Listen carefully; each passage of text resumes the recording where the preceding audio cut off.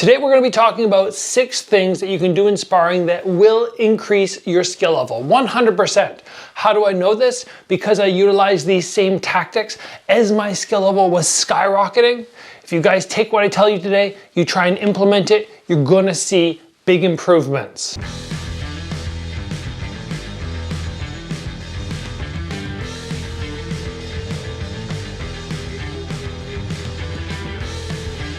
The reason most of you are here on this channel is you're probably looking and going, okay, Gabriel, I like his style. I kind of want to get better. I'm going to try and learn from him. And today's episode is absolutely perfect for that because I look back on when my skill level started exploding and the changes I made in sparring, and I'm going to share those with you today. What do I mean by changes? Well, when your skill level is, let's say, down here as opposed to here, you're very often going to be a little more timid. You're not going to open up. You're going to stick to the things you're best at. If your best thing is a head round kick, you're going to be blasting as many head round kicks as you can. As you start to get more confident in your skills, you will try new things. Today I want you to try these 6 things. And that's when I felt like my skill level really went from, okay, it's climbing to like zoom. And all of a sudden I was going, wow, I'm getting really good. But before we get to that, I want to give a shout out to the sponsor of this episode, XMartial.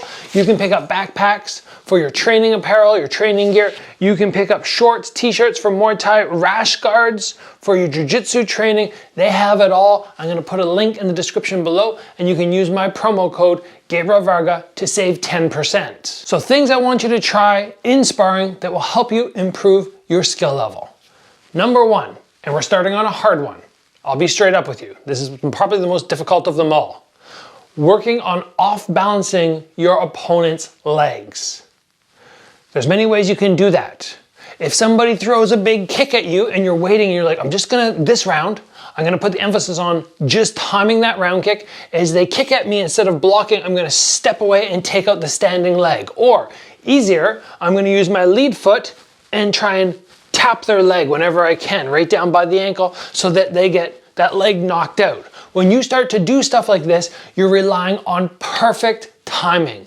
It can't be, oh, kind of good or really good. It needs to be perfect. And when you can nail that perfect timing in foot sweeps, leg sweeps, off balancing your partner, everything else timing-wise seems so much easier. I remember struggling, even nowadays, because I don't drill this as much as I should, I still struggle with this. Somebody throws a kick at me, I sort of block it, and then I'm like, oh, I'm gonna take out the standing leg, and I'm a split second behind. It's not good enough.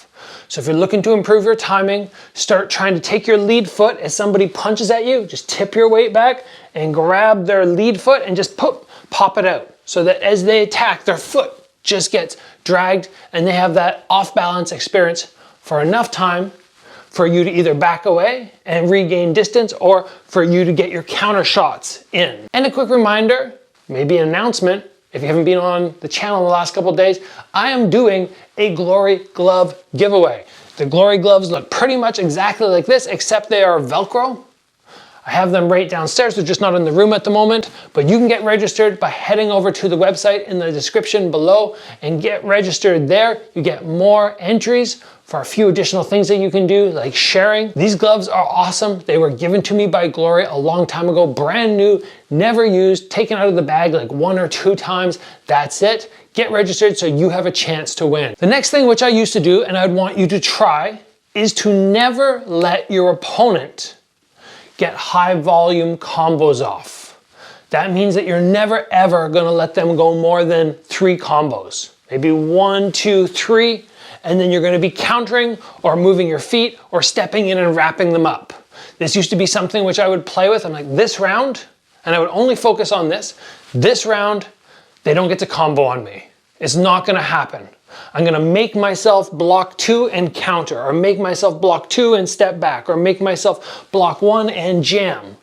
When you can stop people from getting good combos on you and interrupt them with the counters, you're gonna make life very difficult for them and so much easier for yourself. Again, this is a hard thing to do, so you can always start off with a partner and just have them swing at you and you just counter back, block, counter back, block, counter back. As you start to get comfortable with that, and you really make yourself do it in sparring, you're going to increase your skill level so much. The third thing which I want you to try is to keep your elbows extremely high.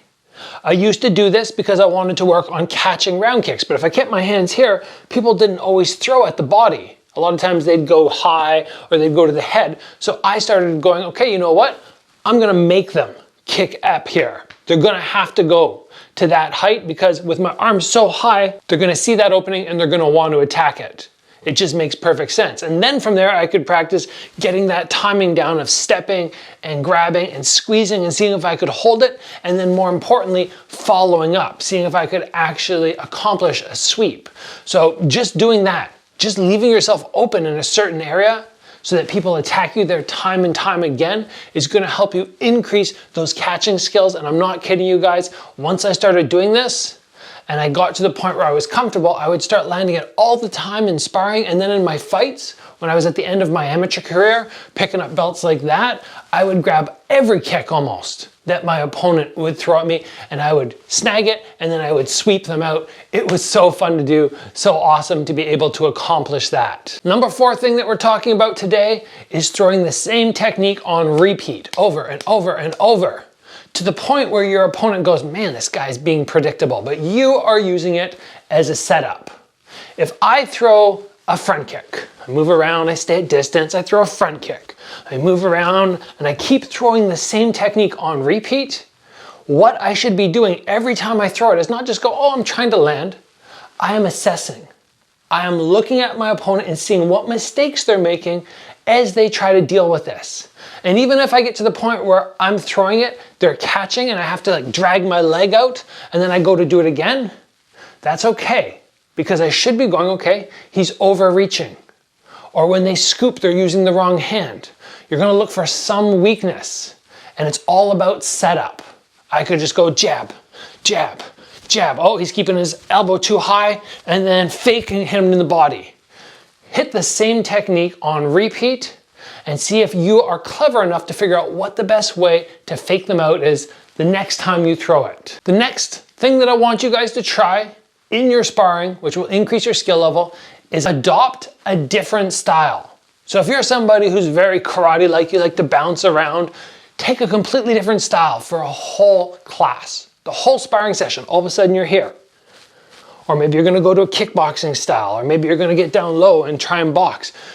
You might not use it again, but I found that switching up styles and trying things which I was completely uncomfortable with allowed me to take what I like from that style and add it to my own game, which will help you create your ideal style.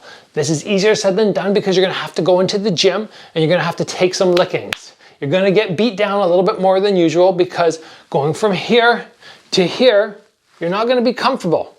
And you might end up getting tagged a few times where you're like, ah, shoot, I wanna go back to this because I'm more comfortable, but don't do it. Stick it out, try, then from there you go like, oh, I'm pretty good at this part of that style actually, and I'm just gonna add it in.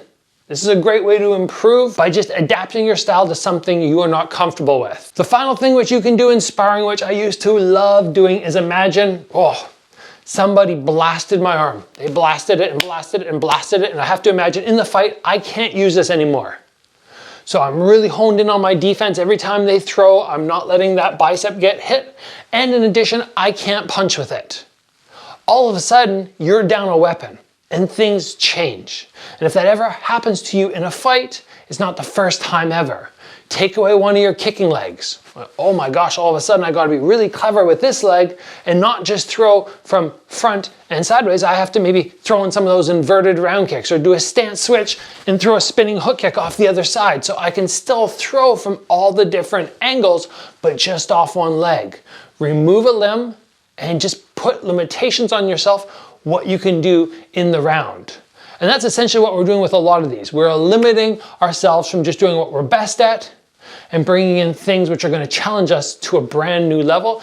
You probably won't be able to do this. Pretty much anything I said in this video, if you're a beginner and your skill level's down here and you're just trying to get comfortable with seeing punches come at you and focusing on your defense and just work the basics. But once you get beyond that, you can try implementing these things, and in my experience, it will just make your skill level skyrocket up. So a big thanks to everybody who joined me today. If you enjoyed the video, please give it a like. As always, guys, train hard, and I will see you back here soon for another episode.